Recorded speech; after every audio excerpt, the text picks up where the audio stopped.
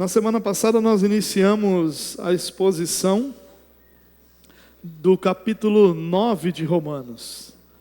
E como já foi dito aqui nas duas primeiras mensagens sobre o capítulo 9, os capítulos 9, 10 e 11 são considerados por muitos teólogos os mais difíceis para se interpretar de todos os escritos de Paulo.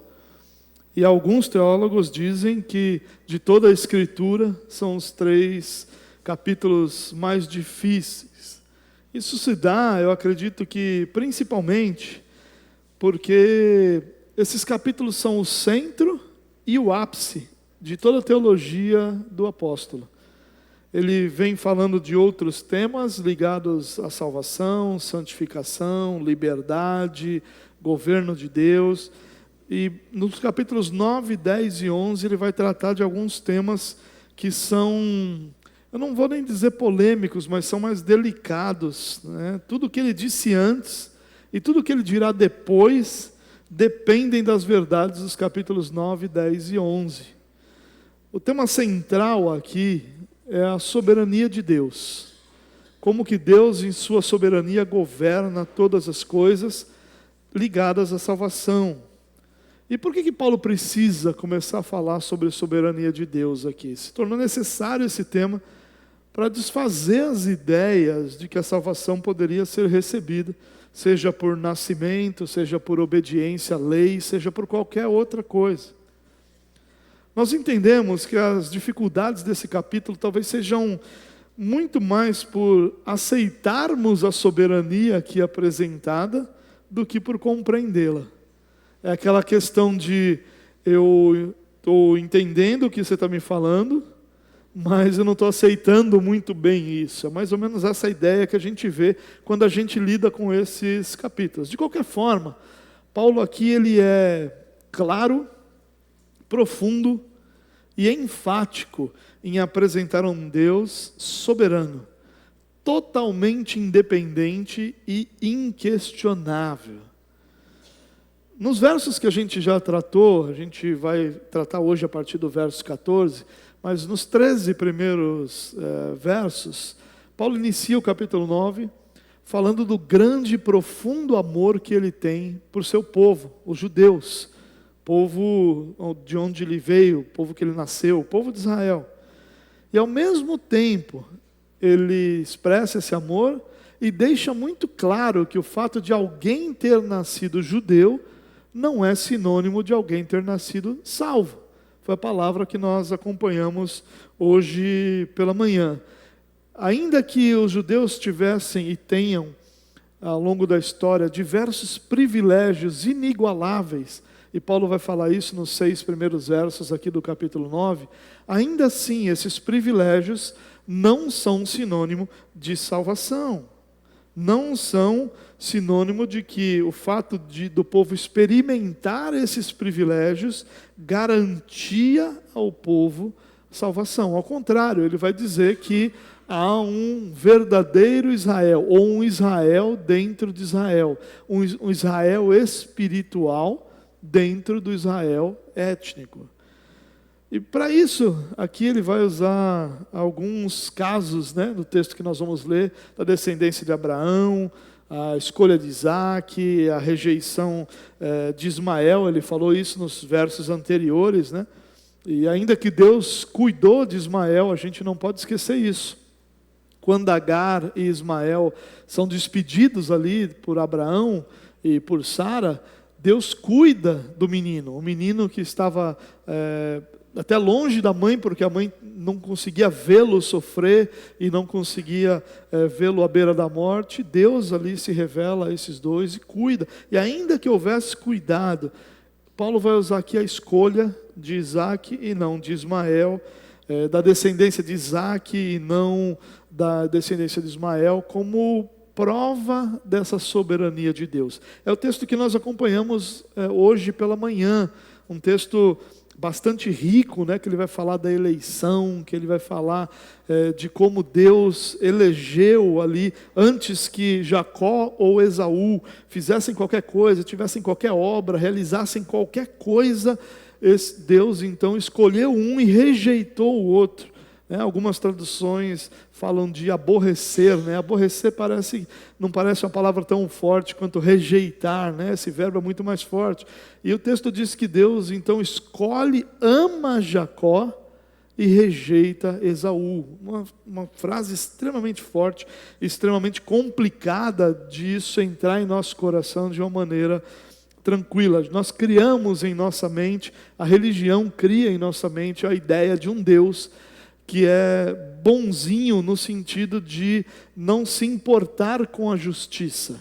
Não no sentido de bondoso para com os seus, não no sentido de cuidador, mas no sentido de não se importar com a justiça. Esse é o Deus aquele Deus que deixa para lá, aquele Deus que não se preocupa muito em ser extremamente justo, duro. Um Deus que está mais preocupado ali em ser agradável do que ser justo. E as Escrituras mostram um Deus completamente justo. E a gente chega ao nosso texto, e eu queria acompanhá-lo com você. Romanos capítulo 9, a partir do verso 14. Olha o que o texto diz. E então, que diremos? Acaso Deus é injusto? De maneira nenhuma. Pois ele diz a Moisés: terei misericórdia de quem eu quiser ter misericórdia, e terei compaixão de quem eu quiser ter compaixão. Portanto, isso não depende do desejo ou do esforço humano, mas da misericórdia de Deus.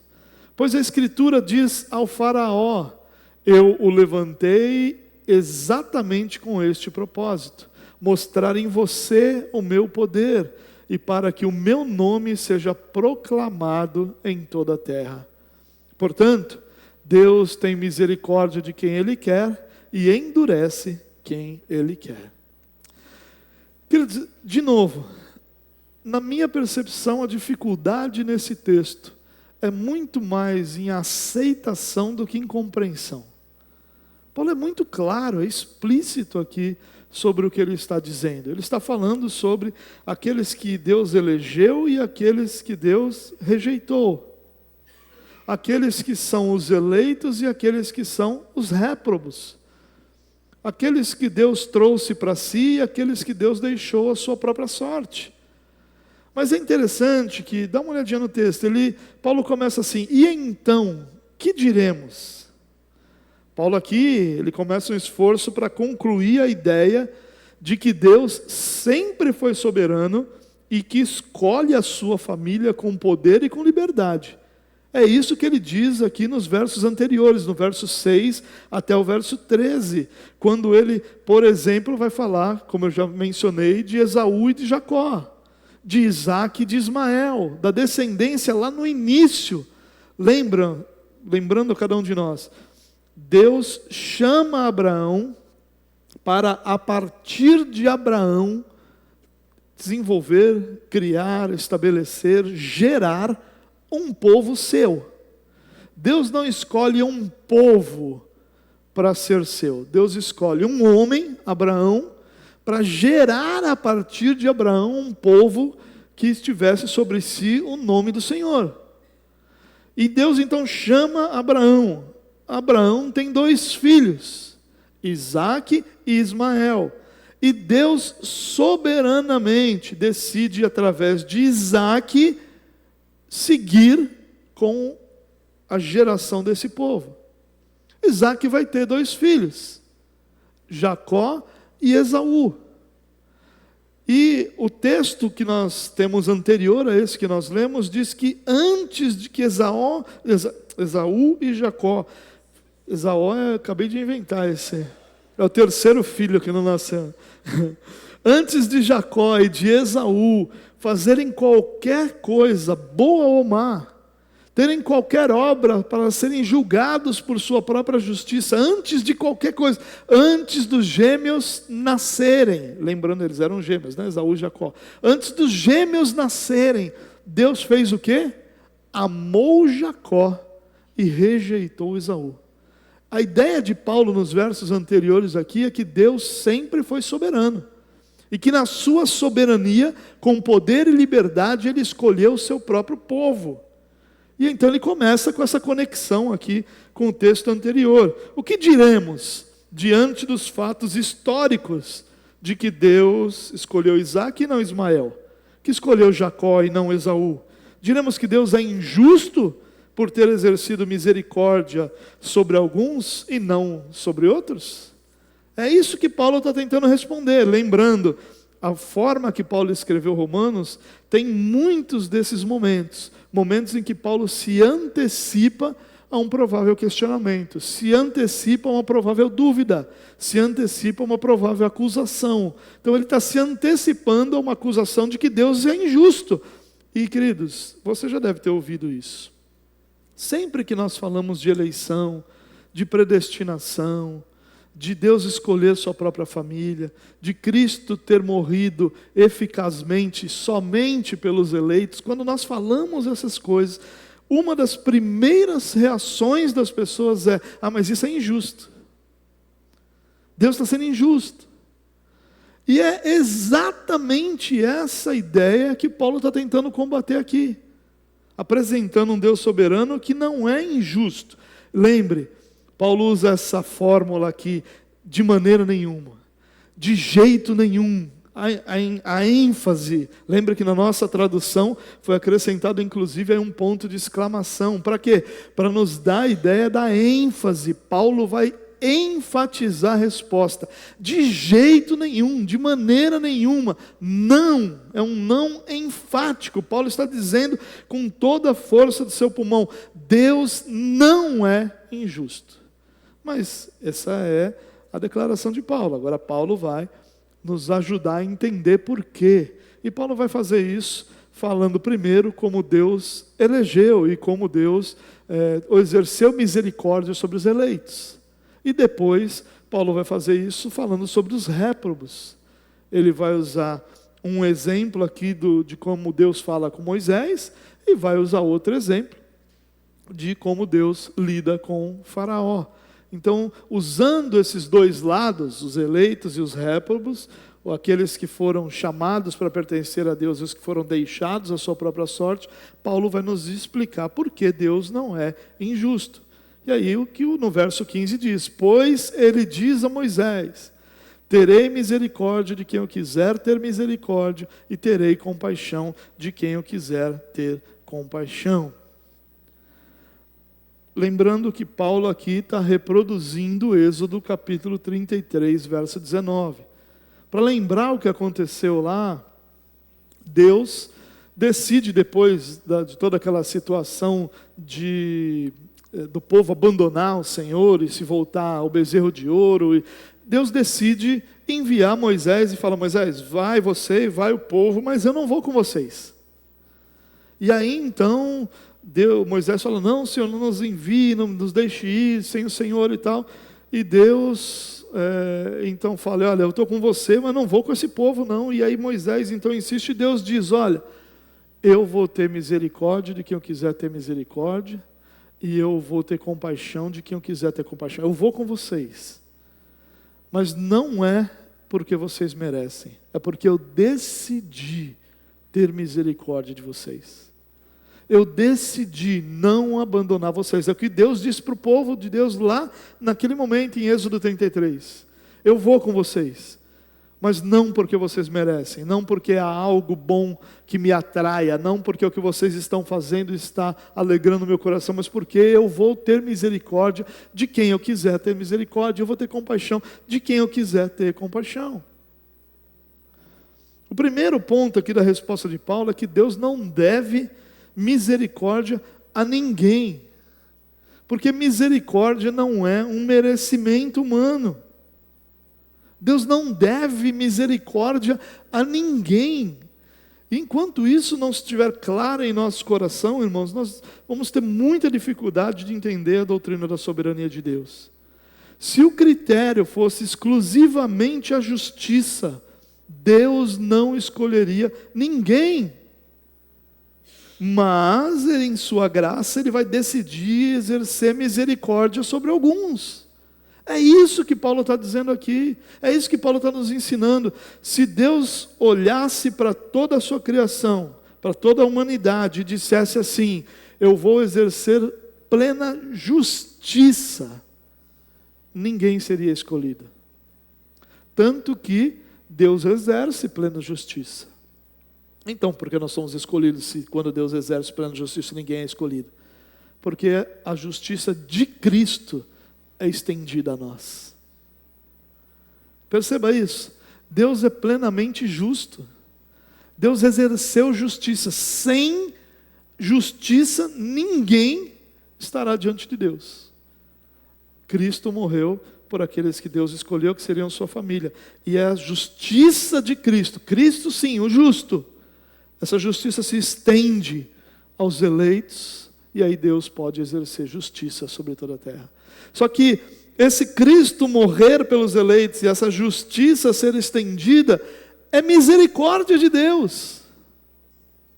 Misericórdia que Deus não deve a ninguém. Se Deus deixasse a nossa própria capacidade de exercer justiça, ninguém seria salvo. Quando Deus disse que não seguiria com Moisés, como eu já acabei citando, Deus no final decide com eles, mas deixa claro que o que Deus está fazendo é exercício de misericórdia. Deus é glorificado, irmãos, tanto em sua justiça quanto em sua misericórdia. Por isso Ele exerce misericórdia de quem Ele quiser. Como ninguém merece nada além da ira de Deus, porque todos pecaram e foram destituídos da glória de Deus. Porque não há ninguém que busque, ninguém que ame a Deus, ninguém que deseje Deus, ninguém que entenda. Não há ninguém. Isso é o que o Paulo fala do homem natural. Por causa disso, todos os homens se fizeram inimigos de Deus, alvos da ira de Deus. Por conta disso, ninguém pode exigir misericórdia como direito. Ninguém. Assim, Deus não é injusto quando deixa que alguns recebam a justa recompensa por seus atos.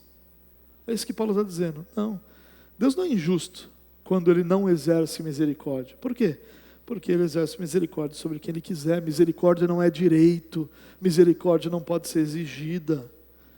Pois embora Ele deva punir o pecado, Ele não está sobre nenhuma obrigação de exercer misericórdia. O que Deus mesmo se obrigou e anunciou-se obrigado é a exercer justiça. E Ele exerce plena justiça.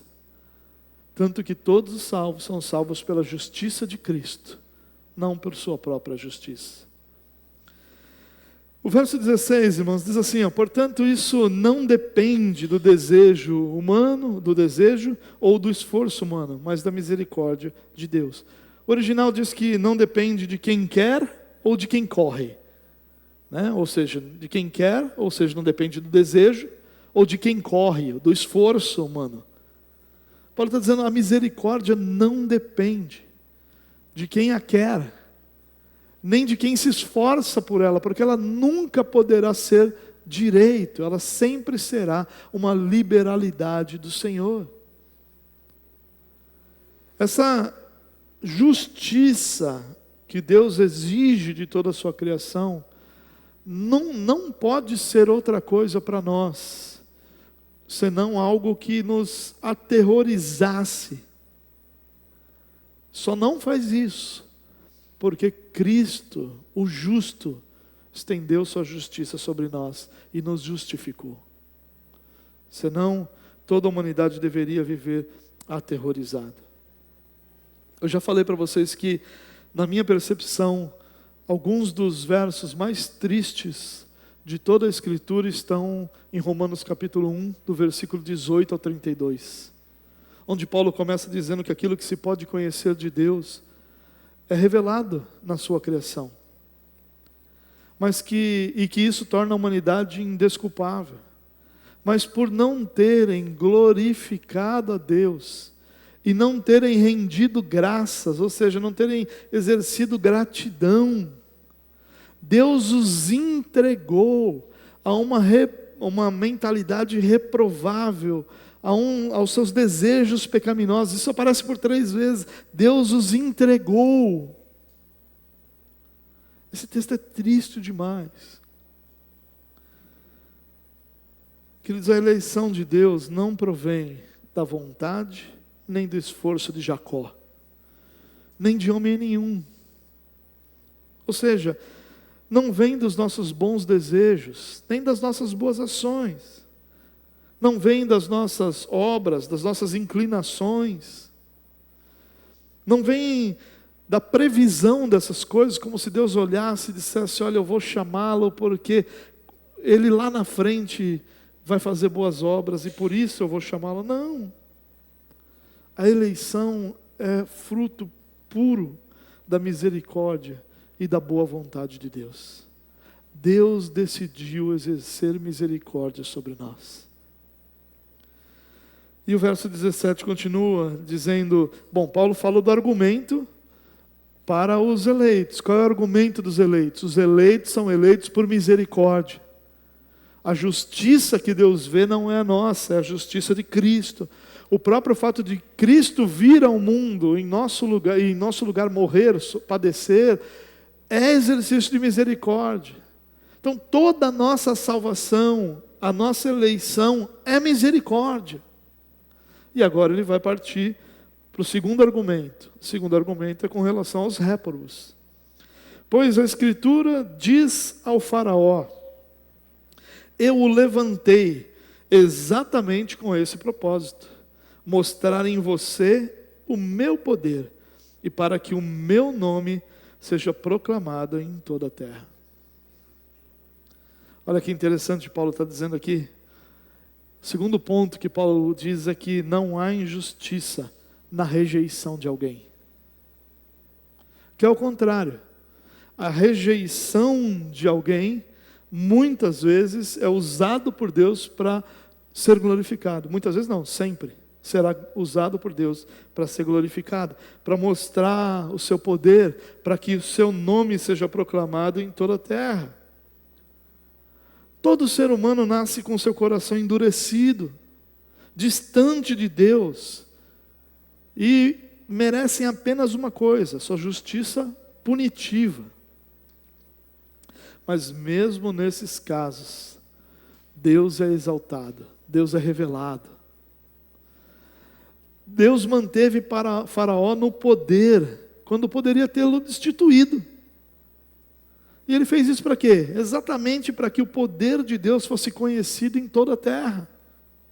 Deus poderia ter pego o Faraó e dito: olha, eu sou o soberano de toda a terra, você é um rei sobre o rei dos reis. Sai daí, vou colocar alguém meu. Mas não, Deus manteve Faraó. E por que Deus manteve Faraó? Para que o seu poder fosse visto. O seu poder é visto em cada uma das pragas. O seu poder é visto na libertação do povo de Deus. O seu poder é visto no sustento do povo de Deus. Agora, por que Faraó faz parte disso?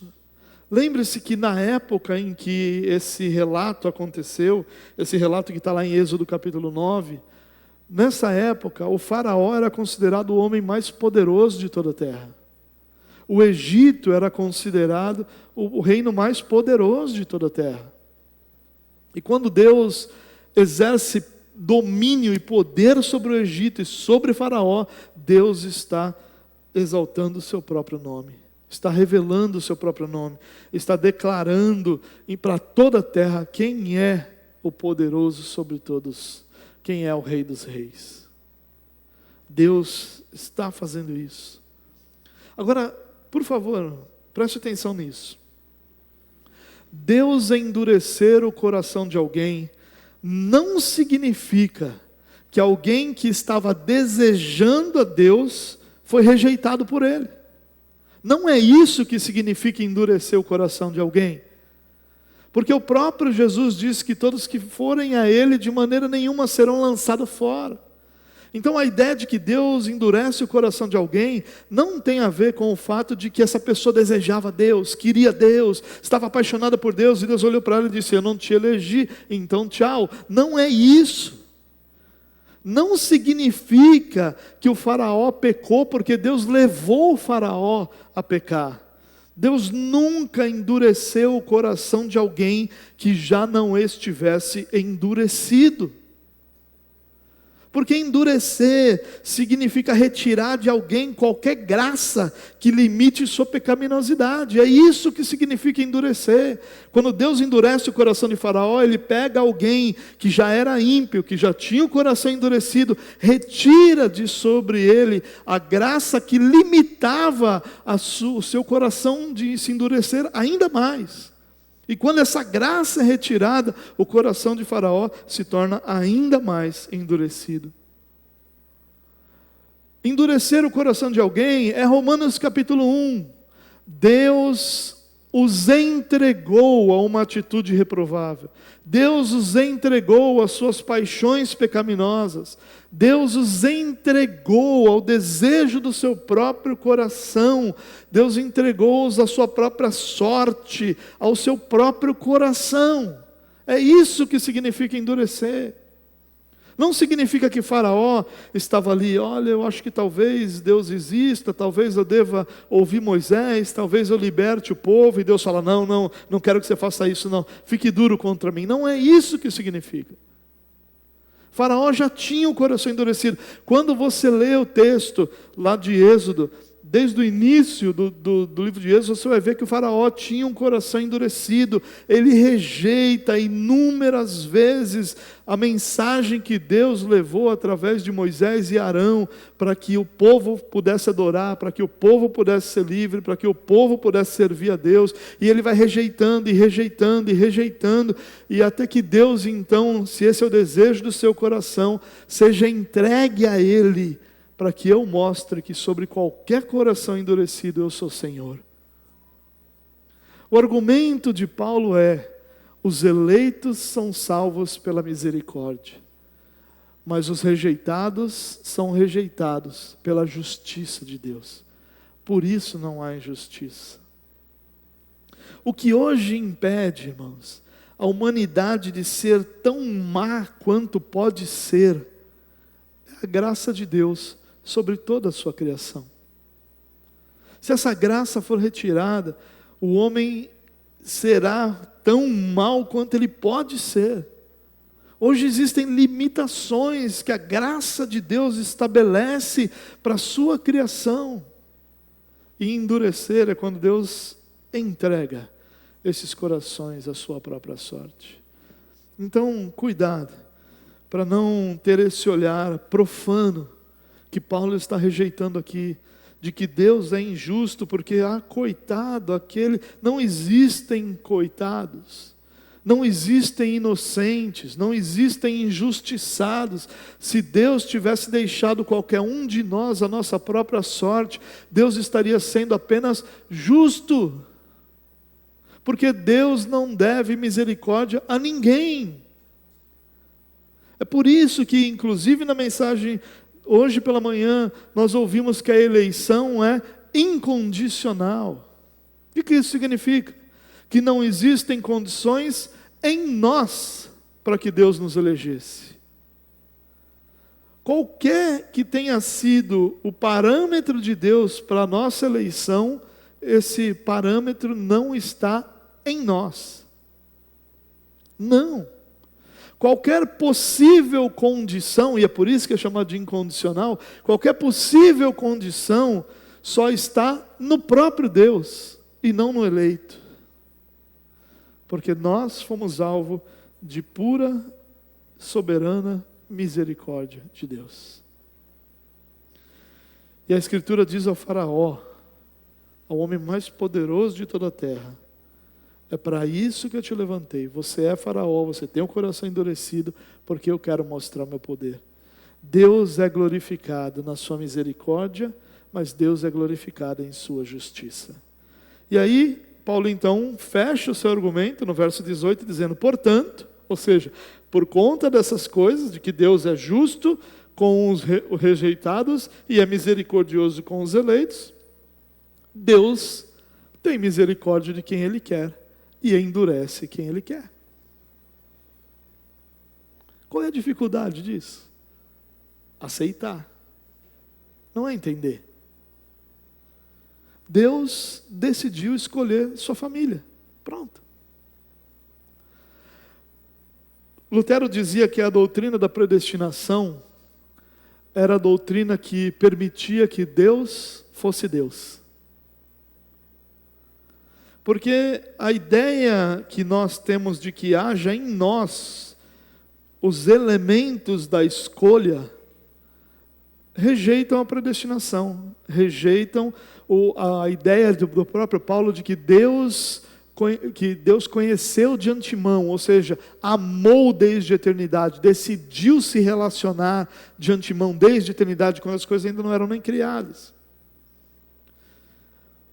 Por isso, irmãos, por fim, Paulo vai argumentar a liberdade e a soberania que só Deus tem.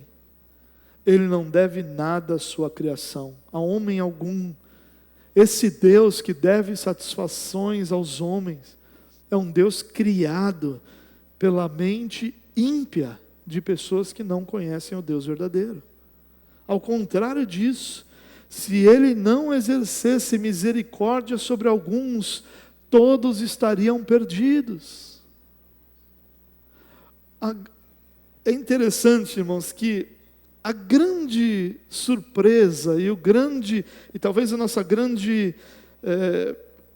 questão aqui não deveria ser, preste atenção nisso, a nossa grande questão aqui não deveria ser por que alguns foram rejeitados, mas a grande questão deveria ser por que alguns foram eleitos. A surpresa não deveria estar na rejeição, já que nós somos ensinados texto após texto durante todas as escrituras que, a não ser que alguém fosse justo, e aqui a ideia de perfeito, não poderia estar diante de Deus. A ideia de que todos pecaram e foram destituídos da sua glória.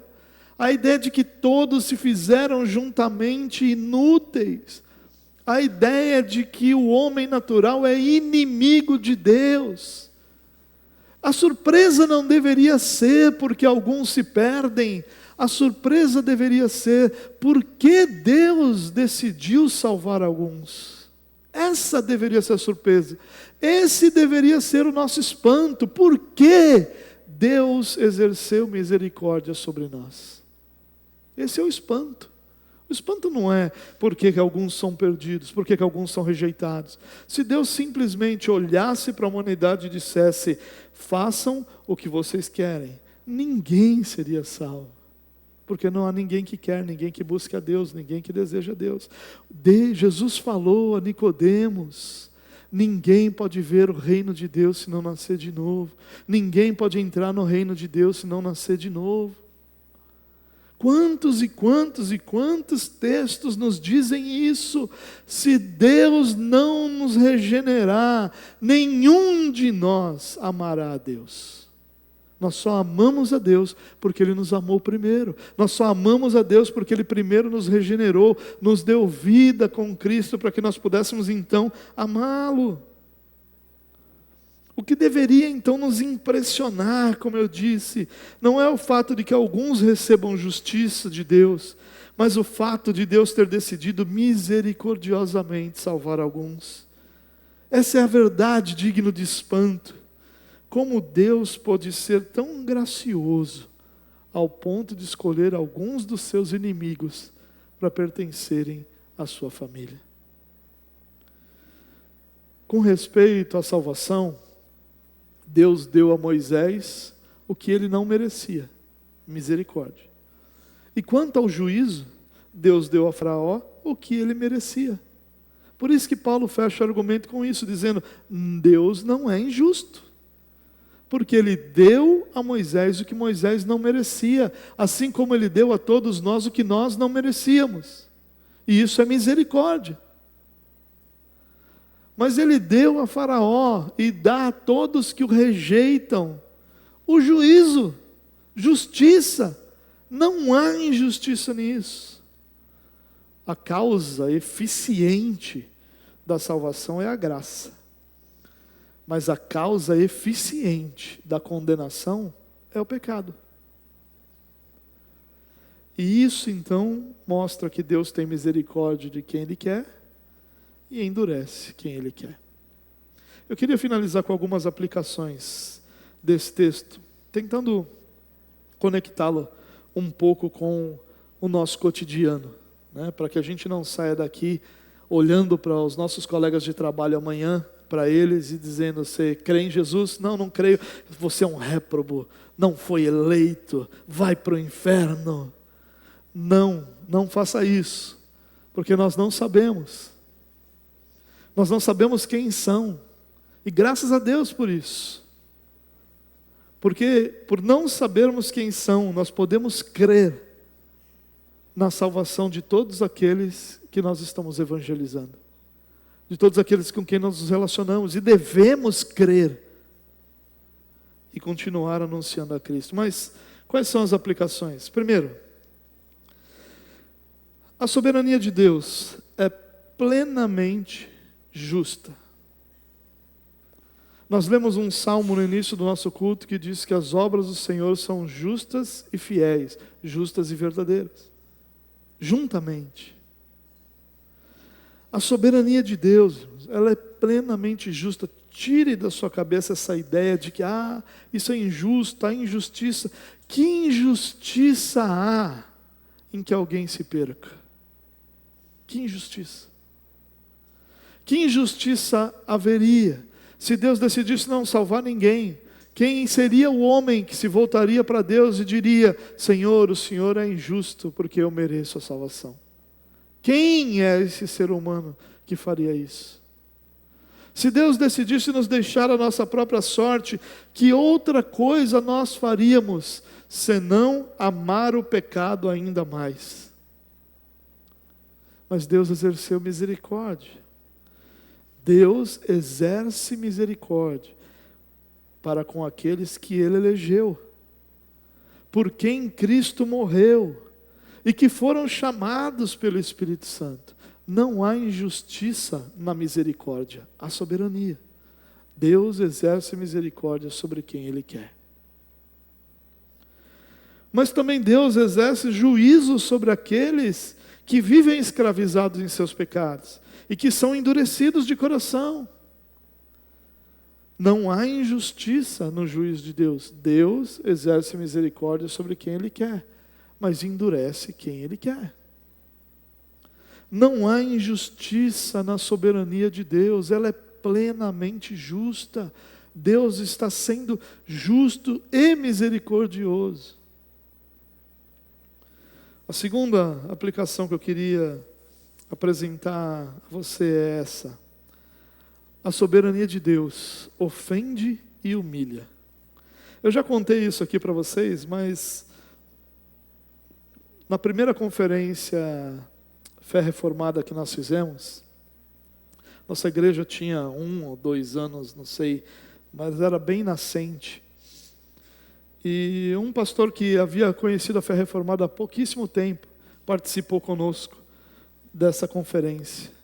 E uma das mensagens, que foi uma mensagem apresentada para pastores e alguns líderes, foi uma mensagem onde aquele texto de Isaías, que a gente conhece muito como "Eis-me aqui", né? Aquele texto que parece que só está dizendo que nós devemos nos oferecer a Deus, ele foi pregado a partir do "Eis-me aqui". E esse texto, a partir do "Eis-me aqui", diz o seguinte: vá e anuncie para que eles não ouçam, para que eles não vejam, para que eles não se convertam e não sejam curados. Vá e pregue para que eles não sejam salvos. É isso que o texto diz. E aí, quando houve essa pregação, eu lembro que houve um silêncio parecido com esse que está nessa noite aqui, porque quando a gente fala da soberania de Deus, nenhum de nós consegue glorificar a Deus naturalmente, porque é uma mensagem que nos ofende. Quando acabou, eu lembro que esse pastor veio até mim e disse assim: Marioto, eu estou escandalizado, porque eu já ouvi esse texto dezenas de vezes. Eu já fui ao apelo missionário nesse texto, lá à frente da igreja, dezenas de vezes, dizendo: eis-me aqui. Mas ninguém nunca me disse que Deus estava enviando Isaías para que o povo não se convertesse. E eu fiquei escandalizado com isso, esse pastor falou. E é exatamente isso que a doutrina da soberania de Deus faz. É por isso que quando alguns inimigos de Deus dizem que Deus tem o lápis, mas você tem a borracha, há um júbilo no auditório. É por isso que quando algumas pessoas dizem que a sua história é uma folha em branco e você deve escrevê-la, há júbilo, há alegria, há glorificação. Porque isso alegra o nosso coração, afaga o nosso ego. Agora, quando nós dizemos: a única razão de nós estarmos aqui essa noite é porque Deus exerceu misericórdia sobre nós. E mais, Ele exerceu e permanece exercendo todos os dias para que nós permaneçamos nele. Não há alegria, não há júbilo, não há glorificação, porque essa é a mensagem que nos humilha, que relata, que mostra, que anuncia que sem Deus nós estaríamos caminhando em direção ao inferno, felizes e satisfeitos. Essa mensagem não é aceita, não é porque há um erro teológico nela.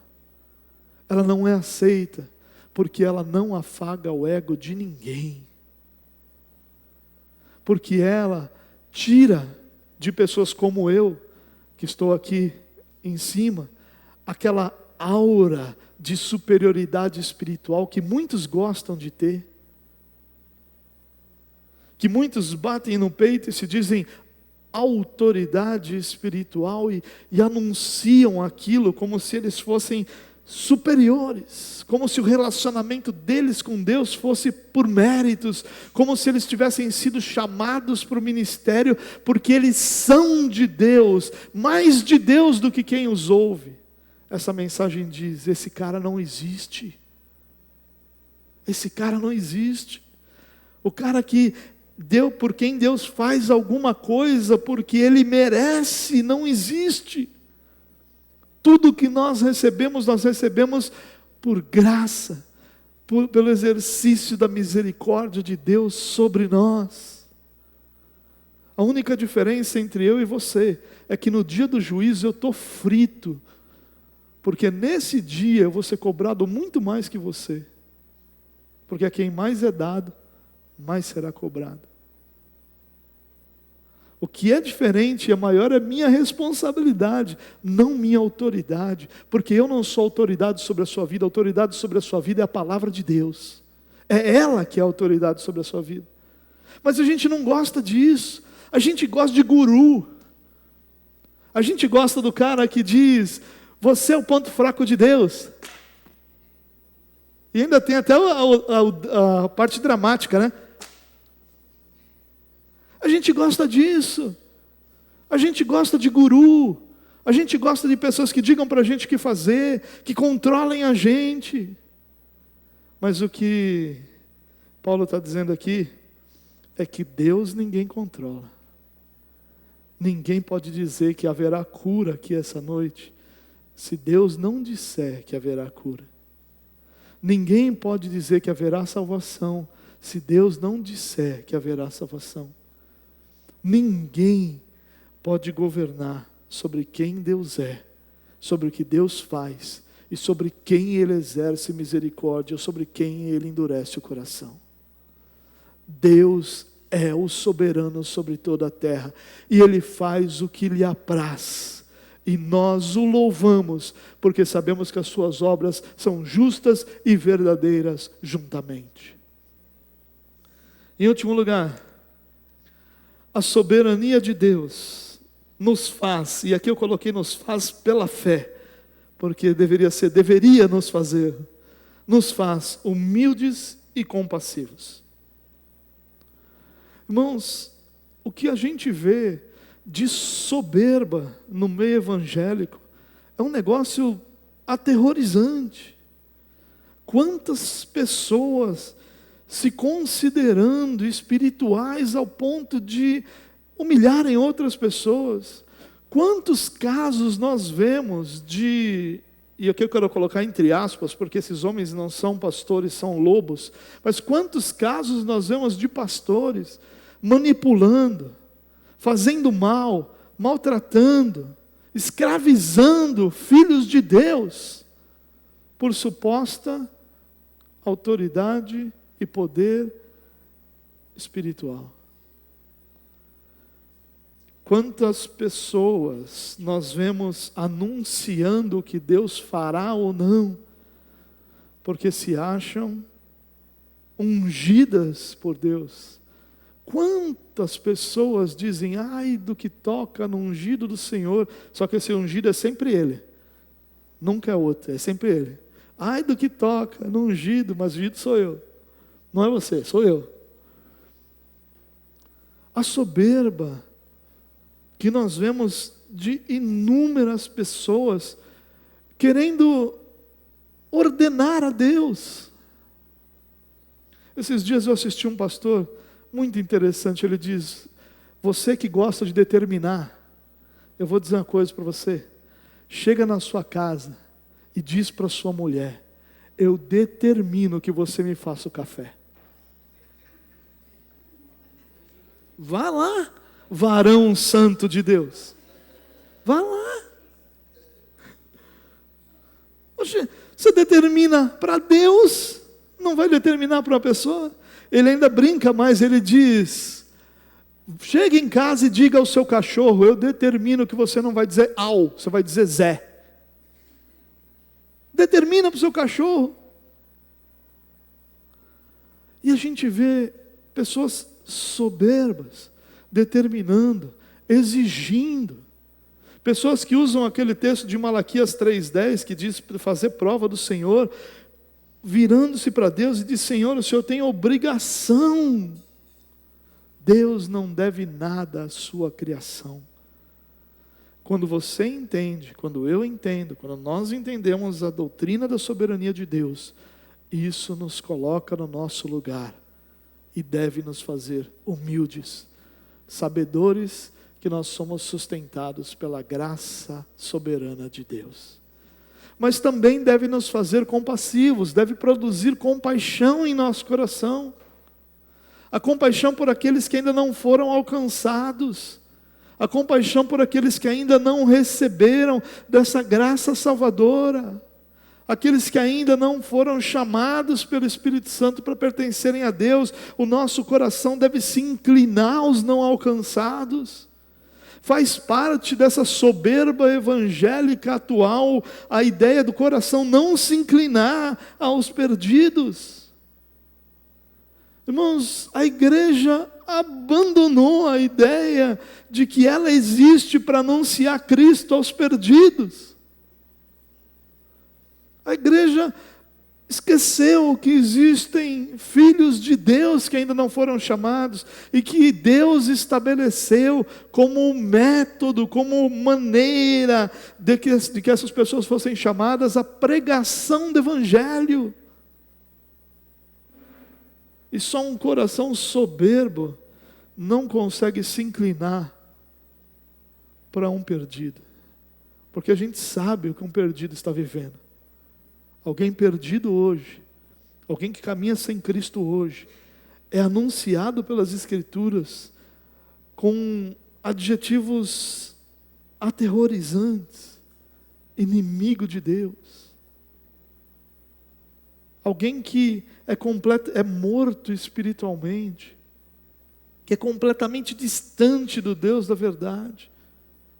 Como que a soberania de Deus que nos elegeu não produz compaixão em nosso coração, não por aqueles que estão sofrendo, não é uma questão social, irmãos. Não é por aqueles que estão sofrendo sem dinheiro, sem estudo, sem moradia, ainda que essas coisas nos façam compadecer, Mas a grande compaixão é a que Jesus teve, porque ali as pessoas estavam vivendo como ovelhas sem pastor. Como pessoas, e ali o pastor era o próprio Jesus, como pessoas desgarradas, sem ter um Deus que as cuidasse, as amasse, as sustentasse. Nosso coração precisa se compadecer dessas coisas, irmãos. E nós temos que parar de desejar aquilo que muitas vezes desejamos para nosso próprio conforto e bem, como igreja, como membros da igreja, para amar que a igreja anuncie o Evangelho aos perdidos. Isso precisa ser um resgate, irmãos. Mas esse resgate só vai acontecer quando o nosso coração se tornar humilde diante de Deus. Humilde no sentido de reconhecer que tudo que temos é pela graça de Deus. Quantas vezes nós tratamos um perdido como se ele fosse simplesmente alguém que não quis? Quantas vezes você já ouviu alguém dizer: olha, já preguei o evangelho para aquele 2, 3 vezes, agora não falo mais nada, ele que se vire. Como assim? Teu coração está em paz, sabendo que Deus pode entregá-lo à sua própria sorte, a uma atitude reprovável, às paixões pecaminosas do seu próprio coração? Seu coração não pode estar em paz por isso. E o desejo, a oração, o alvo precisa ser: ele precisa conhecer Jesus Cristo, o Salvador. Ah, mas não vão conhecer todos, muitos se perderão. Não importa. Não importa. Nós não fomos chamados para escolher. Nós fomos chamados para anunciar, para proclamar o Evangelho da graça de Deus. Que o nosso coração possa se compadecer, irmãos, dos que sofrem sem Cristo, dos que sofrem perdidos, dos que sofrem sem conhecer essa verdade tão preciosa que mudou a nossa vida, que nos permitiu estar aqui hoje cantando ao Senhor, que nos permite todos os dias levantar esperançosos, mais do que isso, certos, por mais um dia de cuidado do nosso Deus.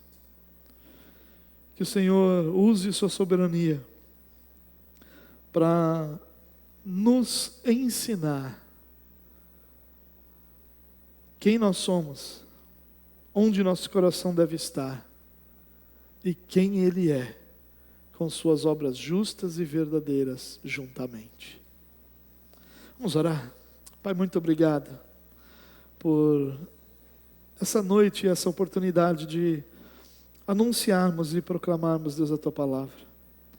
Obrigado por essa oportunidade de ouvirmos a Tua Palavra.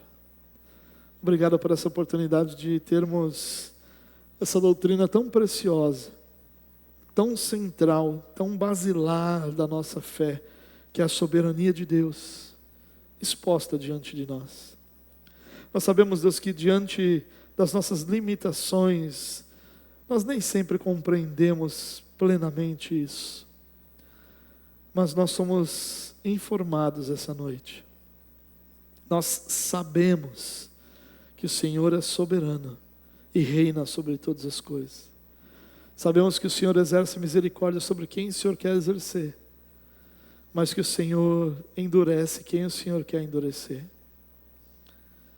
E a nossa oração, Deus, é que o Senhor nos permita levar o Teu Evangelho àqueles que ainda não Te conhecem, para que esses corações duros não sejam ainda mais endurecidos, mas ao contrário, amolecidos pelo poder do Teu Espírito, revividos pelo poder do Teu Espírito, para que sejam salvos e possam experimentar essa vida tão especial que nós aqui nesse lugar temos, de cuidado, de amor, de sustento, de graça sobre nós.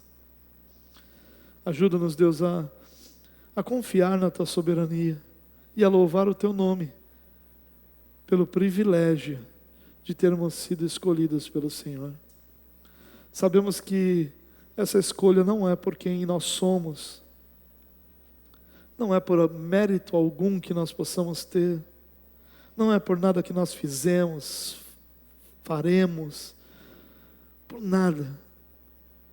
É porque o Senhor, por razões tão incompreensíveis para nós, decidiu exercer misericórdia sobre nós. Obrigado, Pai. Louvado seja o Teu nome.